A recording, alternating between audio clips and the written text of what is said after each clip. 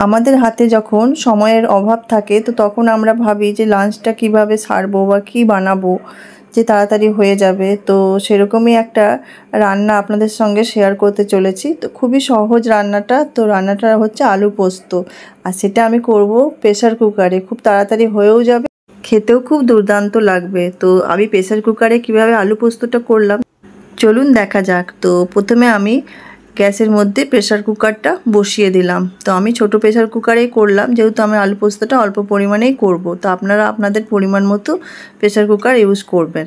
তো প্রেসার কুকারটা যখন আমার গরম হয়ে যায় তাতে আমি সর্ষের তেল অ্যাড করি।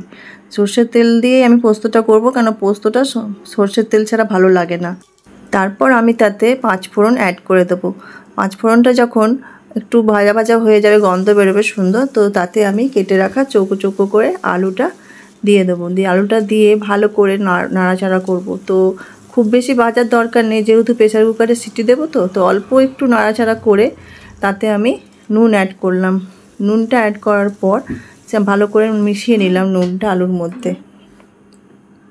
এরপর আমি কিছুক্ষণ পর নাড়াচাড়া দেওয়ার পর আবার জল দিয়ে দিলাম পরিমাণ মতো জল দেওয়ার পর আমি প্রেসার কুকারের ঢাকনাটা আটকে মিডিয়াম ফ্লেমে একটা সিটি দিয়েছিলাম।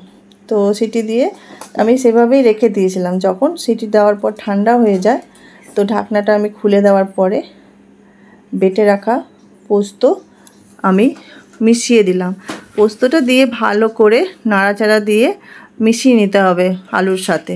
তারপরে আমি চেরা কাঁচা লঙ্কা দিয়েছি, আর পোস্তটাও বেটেছিলাম আমি কাঁচা লঙ্কা দিয়ে। তো ফুটে যাওয়ার পরে আমি গ্যাসটা অফ করে উপর থেকে কাঁচা সর্ষের তেল ছড়িয়ে দিয়েছিলাম। পোস্ততে কাঁচা সর্ষের তেল দিলে খুব সুন্দর স্বাদ লাগে আর খেতেও খুব ভালো লাগে। তো হয়ে গেল আমার আলু পোস্ত। তো কেমন লাগলো আমার প্রেসার কুকারে আলু পোস্তর এই রান্নাটা? তো একবার হলেও বানিয়ে দেখবেন যখন হাতে খুব কম সময় থাকবে।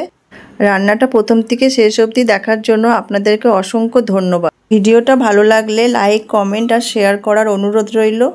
ভালো থাকবেন, সুস্থ থাকবেন। দেখা হচ্ছে পরের ভিডিওতে।